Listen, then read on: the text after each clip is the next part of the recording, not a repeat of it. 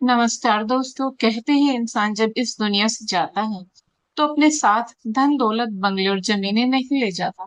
वह अपने साथ केवल लोगों की दुआएं या बद्दुआएं लेकर जाता है।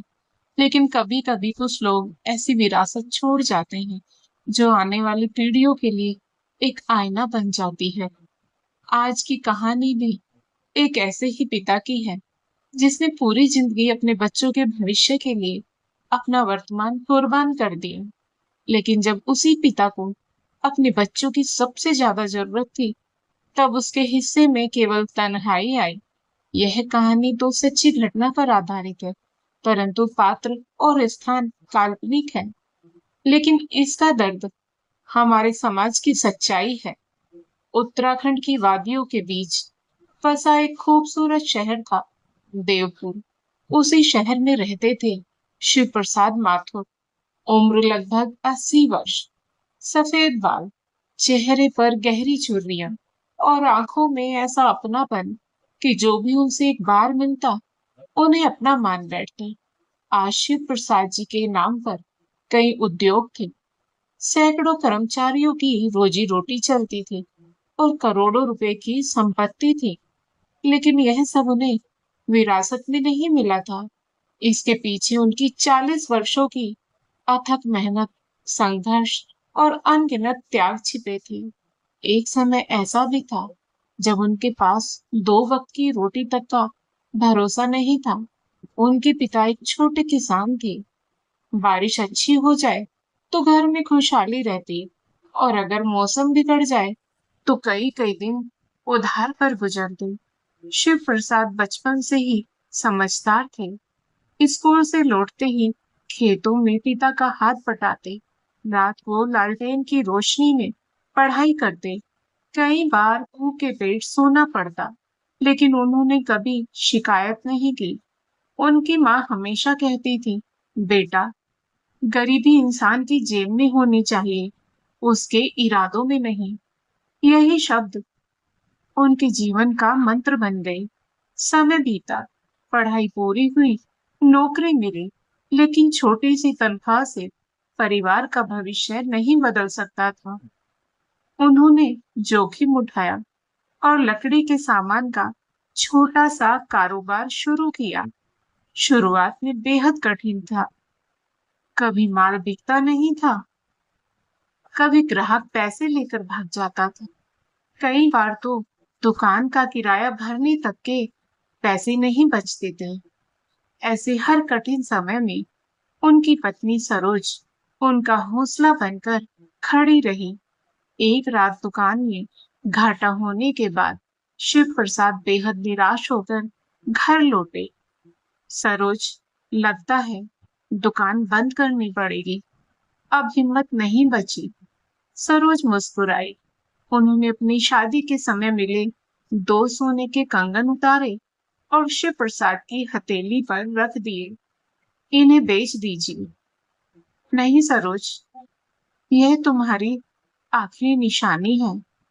निशानी बाद में भी बन जाएगी, लेकिन अगर आज आपने हिम्मत हार दी तो बच्चों का भविष्य कभी नहीं बन पाएगा। उस दिन शिव प्रसाद की आंखें भर आई। उन्होंने पत्नी के त्याग को अपनी ताकत बना लिया। धीरे धीरे कारोबार चल निकला। एक दुकान से 2 दुकानें हुई, फिर छोटी फैक्ट्री बनी। कुछ वर्षों बाद वही छोटा व्यवसाय एक बड़ी कंपनी में बदल गया। इसी बीच भगवान ने उन्हें 2 बेटे दिए। बड़े बेटे का नाम रखा गया अभिषेक और छोटे का आदित्य। दोनों बेटों के जन्म के बाद मानो शिव प्रसाद की दुनिया ही बदल गई। वे दिन रात मेहनत करते, लेकिन घर लौटते ही सारे तनाव भूल जाते। दोनों बेटों को कंधों पर बिठाकर पूरा घर घुमाते, कभी घोड़ा बन जाते, कभी कहानी सुनाने वाले दादाजी। हर रात दोनों बच्चे पिता के सीने पर सिर रखकर सोते। शिव प्रसाद मन ही मन सोचते, भगवान, मेरी सारी उम्र इन्हें लग जाए। सरोज अक्सर मुस्कुरा कर कहती, इतना भी मत बिगाड़िए इन्हें। शिव प्रसाद हंस देते। बच्चे बिगड़ते नहीं हैं सरोज, प्यार से बड़े होते हैं। समय अपनी रफ्तार से आगे बढ़ता गया।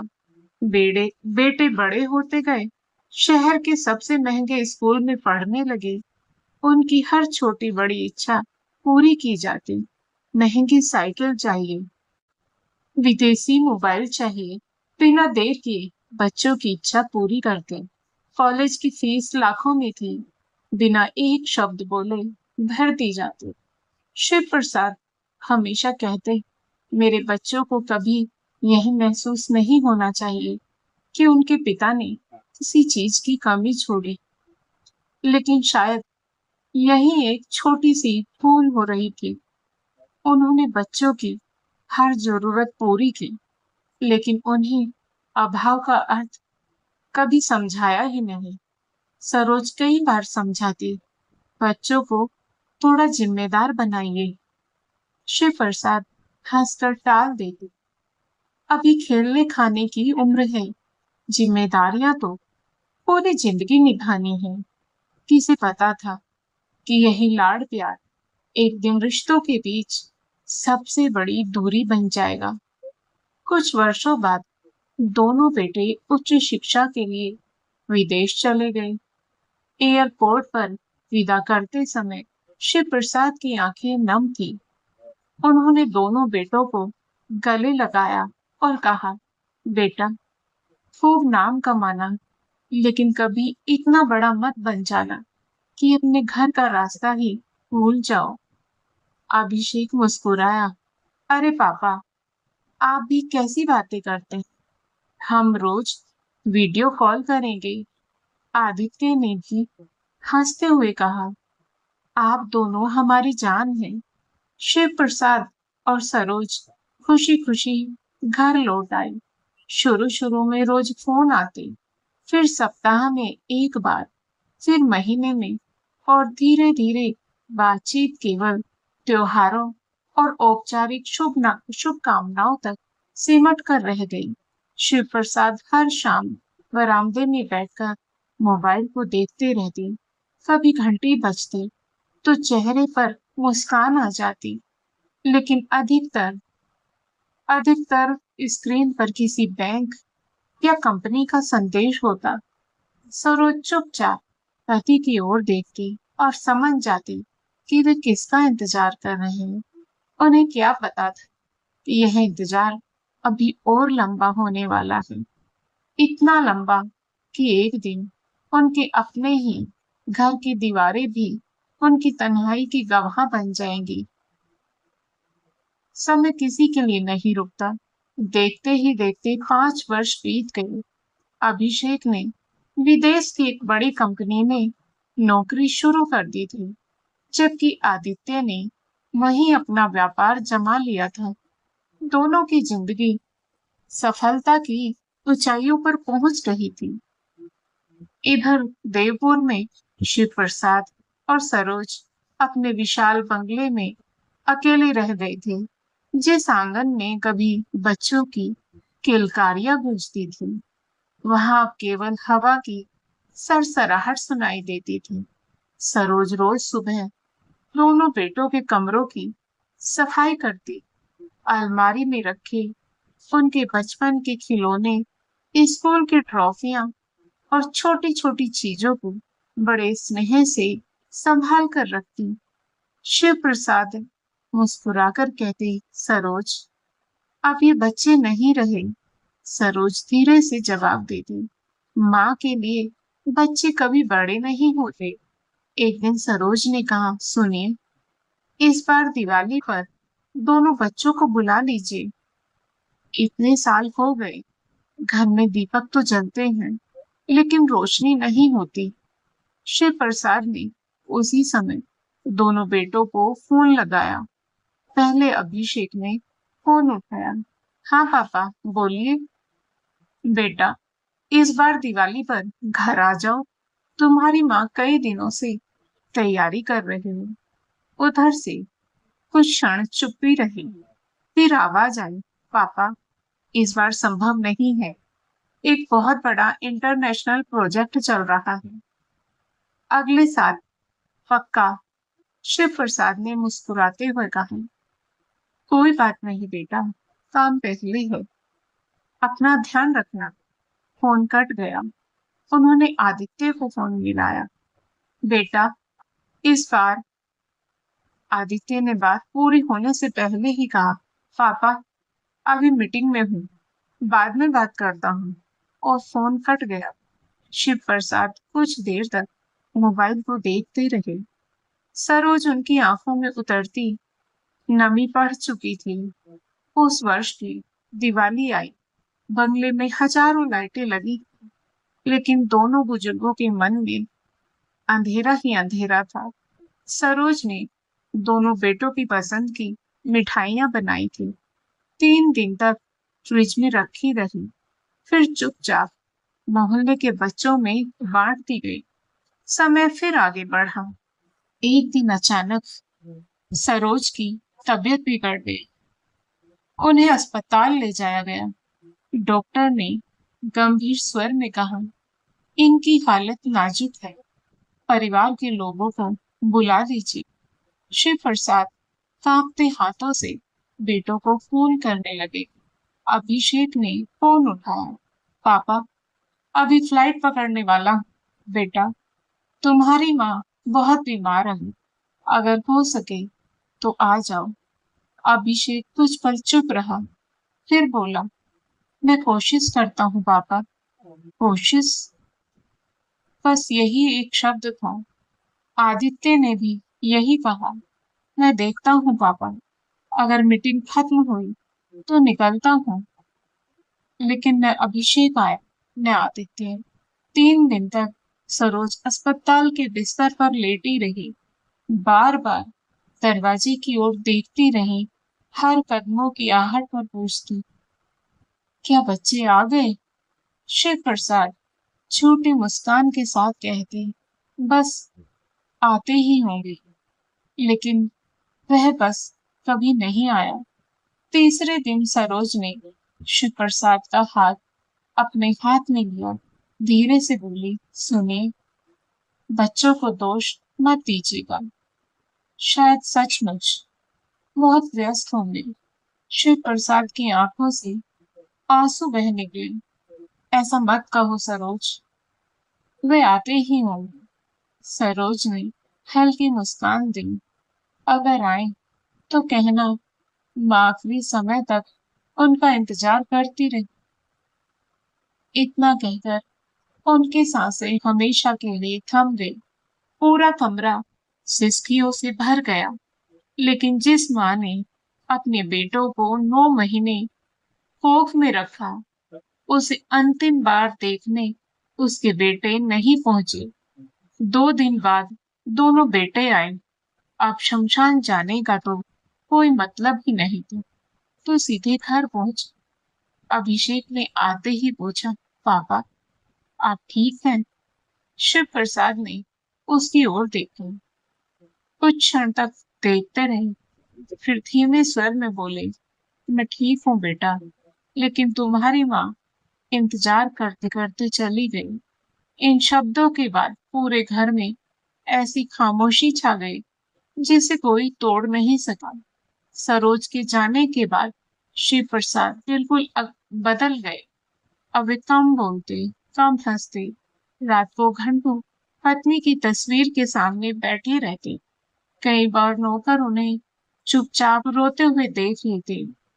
एक दिन पुराने एल्बम देखते हुए उन्होंने कहा, सरोज, देखो, ये वही तस्वीर है जब अभिषेक पहली बार साइकिल चला रहा था, और यह आदित्य की पहली स्कूल ड्रेस। बोलते बोलते उनकी आवाज भर्रा गई। अब घर बहुत बड़ा लगने लगा था। हर कमरा उन्हें अतीत की याद दिलाता। हर दीवार जैसे पूछती, जिन बच्चों के लिए यह सब बनाया, वे कहाँ हैं? उसी समय दोनों बेटों ने एक और निर्णय लिया।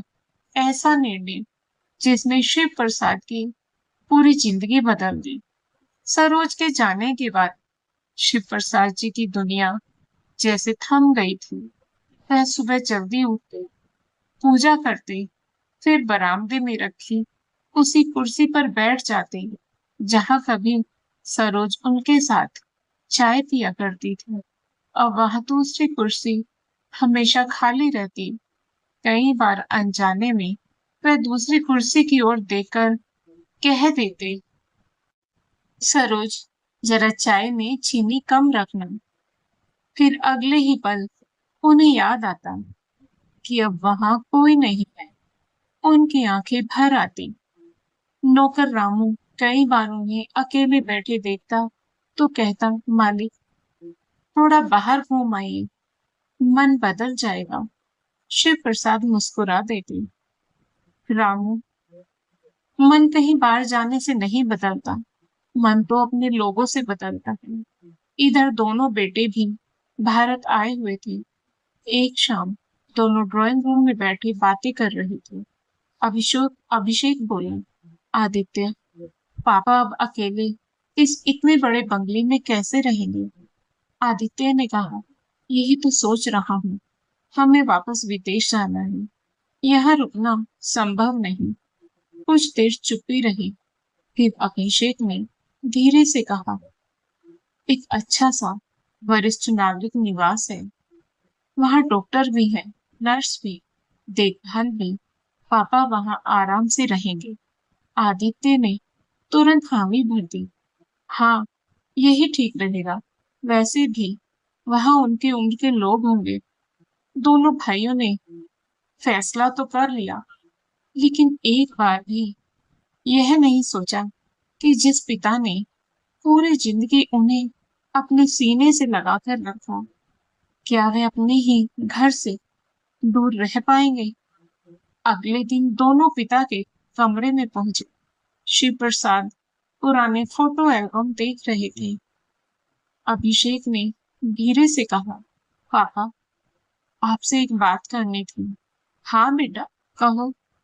हम सोच रहे थे कि आपकी सुविधा के लिए आपको एक बहुत अच्छे वरिष्ठ नागरिक आश्रम में रखते, जहाँ 24 घंटे डॉक्टर रहेंगे। आपकी उम्र के बहुत लोग हैं। आपका मन भी लगा रहेगा। कुछ क्षण के लिए कमरा बिल्कुल शांत हो गया। शिव प्रसाद ने दोनों दोनों बेटों की ओर देखा। उनकी आंखों में कोई गुस्सा नहीं था, सिर्फ गहरा दर्द था। उन्होंने धीरे से पूछा, यह फैसला तुम दोनों ने मिलकर किया है? जी पापा। और तुम दोनों को यही सही लगा? दोनों ने सिर झुका दिया। शिव प्रसाद कुछ देर तक खिड़की से बाहर देखते रहे, फिर मुस्कुराकर बोले, ठीक है बेटा, अगर तुम्हें लगता है कि वही मेरी खुशी है तो मैं चलने को तैयार हूं। उनकी आवाज में इतना अपनापन कि एक पल के लिए आदित्य का दिल कांप उठा, लेकिन अगले ही पल उसने अपने मन को समझा लिया। हम पापा की भलाई के लिए ही तो कर रहे हैं। 2 दिन बाद वह दिन भी आ गया। शिव प्रसाद ने अपने कमरे की हर चीज को आखिरी बार देखा। पत्नी सरोज की तस्वीर उठाई, उसे अपने सीने से लगाया, धीरे से बोली, सरोज, लगता है अब इस घर से भी विदा लेने का समय आ गया। उनकी आंखों से आंसू तस्वीर पर टपक पड़े। उन्होंने अलमारी खोली। उसमें बच्चों के बचपन के खिलौने रखे थे। अभिषेक की पहली लकड़ी की कार, आदित्य का छोटा सा क्रिकेट बैट, दोनों की स्कूल की कॉपियां, पहली ट्रॉफियां। उन्होंने एक एक चीज को प्यार से छुआ, जैसे कोई पिता नहीं अपनी पूरी जिंदगी को विदा कर रहा हो। जब वे मुख्य दरवाजे से बाहर निकले तो अचानक रुक गए। उन्होंने झुककर घर की चौखट को छुआ और माथे से लगा लिया। धीरे से बोले, तुमने मुझे बहुत कुछ दिया। अगर मुझसे कोई भूल हुई हो तो माफ कर देना। रामू नौकर फूट फूट कर रो पड़ा, मालिक, आप मत जाइए, यह घर आपके बिना सूना हो जाएगा। शिव प्रसाद ने उसके सिर पर हाथ रखा, रो मत रामू, कभी कभी अपने ही लोग हमें वहां पहुंचा देते हैं जहां जाने का हमने कभी सपना भी नहीं देखा होता। कार चल पड़ी। शिव प्रसाद पीछे मुड़ मुड़ कर अपने घर को देखते रहे जब तक बंगला आंखों से ओझल नहीं हो गया। उनकी नजरें उसी पर टिकी रही। लगभग 1 घंटे बाद कार स्नेहधाम वरिष्ठ सेवा सदन के सामने रुकी। आश्रम बहुत साफ सुथरा था। चारों ओर हरियाली थी। कई बुजुर्ग बगीचे में बैठे बातें कर रहे थे, लेकिन शिव प्रसाद को वह जगह किसी जेल से कम नहीं लगी। आश्रम की संचालिका मीरा बहन ने उनका स्वागत किया। नमस्ते बाबूजी, अब यही आपका घर है। शिव प्रसाद हल्का सा मुस्कुराए। घर? घर तो वह होता है बेटे, जहाँ अपने लोग रहते हैं। मीरा बहन कुछ पल के लिए निरुत्तर हो गई। अभिषेक ने जल्दी जल्दी औपचारिक कागज पूरे किए। पापा, हमें अब निकलना होगा। फ्लाइट का समय हो रहा है। शिव प्रसाद ने केवल इतना कहा। ठीक है बेटा, अपना ध्यान रखना। दोनों बेटों ने औपचारिक रूप से उनके पैर छुए, फिर बिना पीछे देखे कार में बैठकर चले गए। कार दूर निकल गई। शिव प्रसाद काफी देर तक उसी दिशा में देखते रहे। जब कार पूरी तरह गायब हो गई, तब उन्होंने धीरे से अपनी आंखों से बहते आंसू पोंछे और पहली बार उन्हें एहसास हुआ, आज वे सचमुच अकेले हो गए हैं। उन्हें नहीं मालूम था कि यही आश्रम अब उनकी जिंदगी का आखिरी पड़ाव बनने वाला था, और यही लिया गया उनका एक निर्णय दोनों बेटों की पूरी दुनिया बदल देगा। स्नेहधाम वरिष्ठ सेवा सदन में रहते हुए धीरे धीरे 6 महीने बीत गए। शिव प्रसाद जी ने कभी किसी से शिकायत नहीं की। न उन्होंने बेटों के बारे में कोई कटु शब्द कहा, न ही अपनी किस्मत को कोसा। वह हर सुबह मंदिर में बैठकर प्रार्थना करते और कहते, हे प्रभु, मेरे बच्चों को हमेशा खुश रखना, उन्हें इतनी सफलता देना कि उन्हें कभी किसी के सामने हाथ न फैलाना पड़े। आश्रम के सभी लोग उन्हें सम्मान की दृष्टि से देखते थे। कोई उन्हें बाबूजी कहता, कोई दादाजी, लेकिन एक लड़का था जिसने उनके सोने जीवन में फिर से अपनापन भर दिया। उसका नाम था मोहन। उम्र मुश्किल से 20 वर्ष। वह आश्रम में सफाई और छोटे मोटे काम करता था। बचपन में ही माता पिता का साया सिर से उठ गया था। मोहन जब भी शिव प्रसाद जी के कमरे की सफाई करने आता, वे उसे अपने पास बैठा लेते। खाना खाया बेटा? जी बाबूजी। झूठ मत बोल, तेरे चेहरे से पता चल जाता है। फिर अपने हिस्से का फल, दूध या मिठाई उसके सामने रख देते। मोहन हंसते हुए कहता, बाबूजी, आप बिल्कुल मेरे पिताजी जैसे। शिव प्रसाद की आंखें भर आती। धीरे से कहते, अब तो बिल्कुल मेरे बेटे जैसा। उस दिन पहली बार आश्रम की संचालिका मीरा बहन ने शिव प्रसाद जी को खुलकर हंसते देखा, लेकिन रात होते ही वही मुस्कान आंसुओं में बदल जाती। हर रात वह सरोज की तस्वीर हाथ में लेकर कहते, देखो सरोज, भगवान ने बेटे तो छीन लिए, लेकिन यह अनाथ बच्चा भेज दिया। शायद इसी बहाने मेरा अकेलापन थोड़ा कम हो जाए। स्नेहधाम में रहते रहते शिव प्रसाद जी को लगभग 2 वर्ष बीत चुके थे। आश्रम के सभी बुजुर्गों की अपनी अपनी अधूरी कहानियां थी। कोई अपने बेटे के विदेश चले जाने के कारण यहाँ पहुंचा था, तो किसी को बहू ने यह कहकर छोड़ दिया था कि अब इनकी सेवा करना हमारे बस की बात नहीं। हर शाम आश्रम के बगीचे में सब लोग बैठते। कोई अपने पोते की पुरानी तस्वीरें देखता, कोई बेटी की शादी का वीडियो मोबाइल में बार बार चलाता, तो कोई बस मुख्य द्वार की ओर टकटकी लगाए बैठा रहता। शायद आज कोई अपना मिलने आ जाए। शिव प्रसाद जी सबको हिम्मत देते। देखिए, जिंदगी ने हमें यहाँ तक पहुंचा दिया है, लेकिन मुस्कुराना हमारे हाथ में है। धीरे धीरे पूरे आश्रम की जान हट गई। जिस दिन किसी बुजुर्ग का जन्मदिन होता, शिव प्रसाद जी अपनी पेंशन से केक मंगवाते।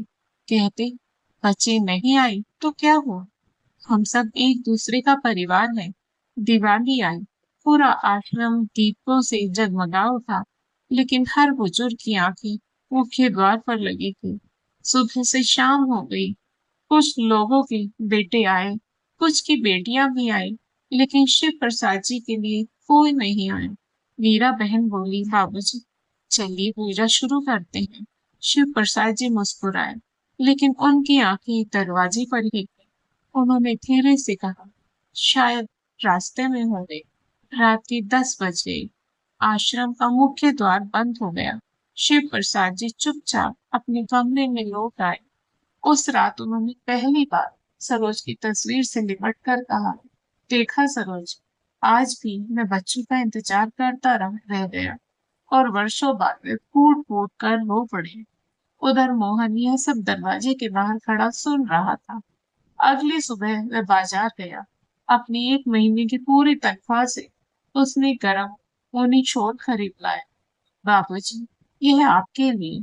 शिव प्रसाद जी मुस्कुराए, अरे पागली, तेरी इतनी छोटी सी तनख्वाह है, क्यों खर्च किया? मोहन की आंखें भर आई।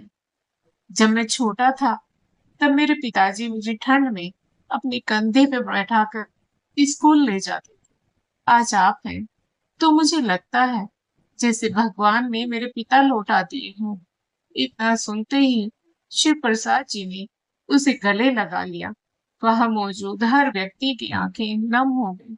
उस दिन पहली बार शिव प्रसाद जी ने महसूस किया कि रिश्ते केवल खून से नहीं, प्रेम से भी बनते हैं। कुछ महीनों बाद शिव प्रसाद जी की तबीयत तेजी से बिगड़ने लगी। डॉक्टर ने साफ कह दिया, इनके पास अब बहुत कम समय है। मीरा बहन ने फिर दोनों बेटों को खून लगाया। इस बार उन्होंने सच नहीं छिपाया। अगर आप अपने पिताजी को आखिरी बार देखना चाहते हैं, तो तुरंत आ जाइए। लेकिन उत्तर वही मिला, अभी संभव नहीं है। उस रात शिव प्रसाद जी ने मोहन का हाथ अपने हाथ में लेकर कहा, बेटा, अगर कभी तेरे अपने बच्चे हों, तो उन्हें इतना बड़ा मत बनाना कि वे अपने बूढ़े पिता को पहचानना ही भूल जाए। मोहन रो पड़ा, बाबूजी, ऐसी बातें मत कीजिए। शिव प्रसाद जी मुस्कुराए, मृत्यु से डर नहीं लगता बेटा। दुख तो इस बात का है कि जिन उंगलियों को पकड़कर मैंने चलना सिखाया, आज उन्हीं हाथों ने मुझे अकेला छोड़ दिया। अब शिव प्रसाद जी का शरीर कमजोर पड़ने लगा था। डॉक्टर ने साफ साफ शब्दों में कहा, इनका अधिक समय अब हमारे हाथ में नहीं है। मीरा बहन ने दोनों बेटों को फिर से कई बार फोन किया। पहली बार जवाब मिला, मैं अभी दुबई में हूँ। दूसरी बार, मैं यूरोप गई बिजनेस टूर पर। तीसरी बार, देखिए, अभी बहुत व्यस्त हूँ, जैसे ही समय मिलेगा आ जाऊंगा। हर बार वही एक शब्द, व्यस्त। एक रात शिव प्रसाद जी ने मीरा बहन को अपने पास बुलाया। उन्होंने अलमारी से एक पुरानी डायरी और एक बंद लिफाफा निकाला। बेटी, अगर मेरी आंखें बंद हो जाएं, तो यह लिफाफा मेरे दोनों बेटों को जरूर दे। ऐसी बातें मत कीजिए बाबूजी। और फिर उन्होंने हल्की मुस्कान के साथ कहा, हर मुसाफिर को एक दिन लौटना ही पड़ता है। बस मेरा टिकट भी शायद कट चुका है। उस रात उन्होंने बहुत देर तक भगवान का नाम लिया। सुबह जब मोहन हमेशा की तरह चाय लेकर कमरे में पहुंचा, तो देखा शिव प्रसाद जी बिल्कुल शांत लेटे हुए थे। चेहरे पर एक अद्भुत सुकून था, जैसे वर्षों का इंतजार आज समाप्त हो गया। मोहन की चीख सुनकर पूरा आश्रम दौड़ पड़ा। हर किसी की आंखें नम थी। मीरा बहन ने कांपते हाथों से दोनों बेटों को फोन लगाया। सबसे पहले अभिषेक ने फोन उठाया। जी बेटा, आपके पिताजी अब इस दुनिया में नहीं रहे। कुछ क्षण की चुप्पी के बाद उत्तर आया, मैं अभी सिंगापुर में, अगले 5 दिन तक लौटना संभव नहीं है। आप अंतिम संस्कार करवा दीजिए। पूरा खर्च मैं भेज देता। मीरा बहन की आंखों से आंसू बह निकले। उन्होंने आदित्य को फोन किया। उसने कहा, दीदी, आज कंपनी का बहुत बड़ा समझौता होने वाला है। मैं नहीं आ पाऊँ। भाई साहब पैसे भेज देंगे। फोन कट गया। पूरा आश्रम स्तब्ध था। जिस पिता ने अपनी पूरी जिंदगी बेटों के लिए कुर्बान कर दी, उस पिता के अंतिम दर्शन के लिए भी बेटों के पास समय नहीं था। जब उनके सामान को समेटा गया तो वही डायरी और लिफाफा मिला। मीरा बहन ने सभी बुजुर्गों के सामने वह पत्र खोला। उसमें लिखा था, मेरे प्यारे अभिषेक और आदित्य, जब तुम यह पत्र पढ़ रहे हो तब तक मैं इस संसार से जा चुका हूँ। मुझे तुम दोनों से कोई शिकायत नहीं है। जिस दिन तुमने मुझे आश्रम छोड़ा था, उस दिन मैंने समझ लिया था कि अब तुम्हारी दुनिया में मेरी जगह नहीं रही। मैंने पूरी जिंदगी धन कमाया। लोग कहते थे कि मैं सफल आदमी, लेकिन आज महसूस हुआ कि मैं सबसे असफल पिता निकला। मैंने तुम्हें महंगी शिक्षा दी, संस्कार नहीं दिए। मैंने तुम्हें व्यवसाय संभालना सिखाया, रिश्ते निभाना नहीं सिखा पाया। शायद गलती मेरी ही थी। तुम दोनों निश्चिंत रहना। मैंने अपनी शेष संपत्ति, बैंक में जमा राशि और देवपुर वाला बंगला स्नेह धाम वरिष्ठ सेवा सदन के नाम पर कर दिया है। अब वहां उन माता पिताओं का सहारा बनेगा जिन्हें उनके अपने भूल चुके हैं। मुझे विश्वास है कि एक दिन तुम बहुत बड़े आदमी बनोगे, लेकिन भगवान करे तुम्हारे बच्चे तुम्हें कभी वह दर्द न दे जो तुमने मुझे दिया। अगर कब अगर कभी समय मिले तो किसी वृद्ध आश्रम जाकर किसी अकेले बुजुर्ग के सिर पर हाथ रख दे। समझ ले समझ लेना, वही कहीं तुम्हारा पिता मुस्कुरा रहा होगा। अच्छा, अब चलता हूँ। मेरा आशीर्वाद सदैव तुम दोनों के साथ है। तुम्हारा पिता, शिव प्रसाद। पत्र पढ़ते पढ़ते मीरा बहन की आवाज भर्रा गई। पूरा आश्रम रो रहा था। अंतिम संस्कार का समय आया। मुखाग्नि देने वाला कोई बेटा नहीं था। तब मोहन आगे आया। उसने अपने कांपते हाथों को जोड़ते हुए कहा, अगर अनुमति हो तो मैं अपने बाबूजी को मुखाग्नि देना चाहता। आश्रम के सभी लोगों की आंखें छलक उठी। मोहन ने रोते हुए चिता को अग्नि दी। उस समय वहां मौजूद हर व्यक्ति के मन में एक ही प्रश्न था, क्या सच्चा बेटा वही होता है जो जन्म से बेटा हो, या वह जो अंतिम समय तक साथ निभाए? अगले दिन समाचार पत्रों की मुख्य खबर थी, करोड़ों की संपत्ति के मालिक उद्योगपति शिव प्रसाद जी का उनके बेटों के पास समय न होने के कारण वृद्धाश्रम में रहने वाली सफाई कर्मी मोहन ने बेटा बनकर उनका अंतिम संस्कार किया। शिव प्रसाद जी ने पूरी संपत्ति वृद्धाश्रम के नाम की। यह समाचार न्यूज चैनल्स के द्वारा देश विदेश में फैल गया। खबर सुनकर 3 दिन बाद अभिषेक और आदित्य भारत पहुंचे। आश्रम में प्रवेश करते ही दोनों की नजर उस खाली कुर्सी पर पड़ी जहां उनके पिता हर शाम बैठा करते थे। उस कुर्सी पर आज केवल उनकी छड़ी रखी हुई थी, जिसके फोटो मीरा उन दोनों को भेजती रहती थी। अभिषेक ने कांपते हाथों से छड़ी उठाई। उसकी आंखों के सामने बचपन का दृश्य घूम गया।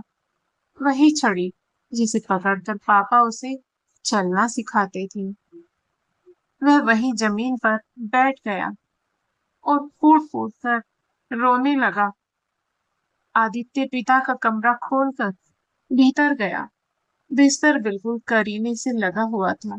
तकिए के नीचे एक पुराना रुमाल रखा हुआ था। उसी रुमाल में दो छोटी सी चीजें बंधी हुई थी। अभिषेक का बचपन का पहला टूटा हुआ दूध का दान और आदित्य की पहली स्कूल की टाई, साथ में छोटी सी पर्ची थी। ये मेरे दोनों बेटों की सबसे प्यारी निशानियां हैं। इन्हें हमेशा अपने पास रखूंगा ताकि अकेलापन कम लगे। यह पढ़ते ही आदित्य जोर जोर से रोने लगा। भैया, हम कितने अभागे निकले। मीरा बहन ने उन्हें एक और बात बताई। क्या आप जानते हैं, बाबूजी रोज रात को सोने से पहले आपके बचपन की तस्वीर को प्रणाम करते थे। हर जन्मदिन पर आपके नाम से मंदिर में प्रसाद चढ़वाती थी। और जब भी कोई पूछता कि बेटे क्यों नहीं आते, तो हमेशा यही कहते, मेरे बच्चे बहुत अच्छे, बस काम में बहुत व्यस्त। अब दोनों भाइयों के पास आंसू के अतिरिक्त कुछ नहीं बचा था। दोनों पिता की तस्वीर के सामने सिर रखकर घंटों रोते रहे। अभिषेक बार बार कह रहा था, पापा एक बार लौट आइए, मैं सब छोड़ दूंगा, बस एक बार मुझे माफ कर दीजिए। लेकिन तस्वीरें कभी जवाब नहीं देती। आदित्य ने रोते हुए मोहन के पैर पकड़ लिए। भाई, तू हमसे बड़ा निकला। तूने वह किया जो हम नहीं कर सके। मोहन ने आंसू पोंछते हुए कहा। मोहन ने आंसू पोंछते हुए कहा, मैंने कुछ नहीं किया साहब। मैंने तो केवल एक पिता की सेवा की है। मीरा ने उनके हाथ में पिता की वसीयत के पेपर पकड़ा दिए। फिर उन्होंने वसीयत पढ़ी। सब कुछ कानूनी रूप से आश्रम के नाम हो चुका था, लेकिन उस दिन उन्हें संपत्ति खोने का दुख नहीं था, बल्कि अपने पिता को खोने का दर्द पहली बार महसूस हुआ। दोनों भाई घंटों पिता के कमरे में बैठे रोते रहे। अभिषेक फूट फूट कर रोते हुए बोला, काश हमने एक दिन उनके साथ बैठकर बात कर ली होती। आदित्य सिसकते हुए बोला, हम करोड़ों कमाते रहे और दुनिया का सबसे अनमोल रिश्ता हार गए। लेकिन कहते हैं ना कि बीता समय कभी लौटकर नहीं आता है। कुछ महीनों बाद दोनों भाइयों ने अपने पिता की याद में उसी आश्रम में एक नया भवन बनवाया। लेकिन उद्घाटन के दिन मंच पर खड़े अभिषेक ने रोते हुए केवल एक वाक्य कहा, हमने करोड़ों रुपए कमाए, लेकिन अपने पिता के साथ बैठकर बिताने के लिए 5 मिनट नहीं निकाल पाए। अगर समय पीछे लौट सकता, बस एक शाम अपने पिता के साथ चाय पीने के लिए मैं अपनी सारी दौलत छोड़ देता। पूरा पंडाल सिसकियों से भर उठा। दोनों बेटों की आंखों में पछतावे के आंसू थे। दोस्तों, दुनिया का हर व्यवसाय दोबारा खड़ा किया जा सकता है। खोया हुआ धन फिर कमाया जा सकता है। लेकिन माँ बाप जीवन में केवल एक बार मिलते हैं और उनके चले जाने के बाद केवल तस्वीरें बचती हैं। और उन तस्वीरों से लिपटकर रोने वाले लोग। इसलिए आपके माता पिता आपके साथ हैं तो उन्हें समय दीजिए। दिन में केवल 5 मिनट ही सही उनसे बैठकर बात कीजिए, क्योंकि उन्हें आपकी दौलत की नहीं, आपकी मौजूदगी चाहिए। याद रखिए, जिस घर में माता पिता मुस्कुराते हैं उसी घर में ईश्वर निवास करते हैं। दोस्तों, जीते जी माँ बाप को सम्मान देना सबसे बड़ा धर्म है। उनके जाने के बाद लगाए गए संगमरमर के स्मारक, महंगी मालाएं और आंसुओं से भरी श्रद्धांजलियां कभी उस 5 मिनट की बराबरी नहीं कर सकती जो वे अपने जीवन में आपसे चाहते थे। याद रखिए, दुनिया का सबसे अमीर इंसान भी अपने गुजरे हुए कल को एक पल के लिए वापस नहीं खरीद सकता।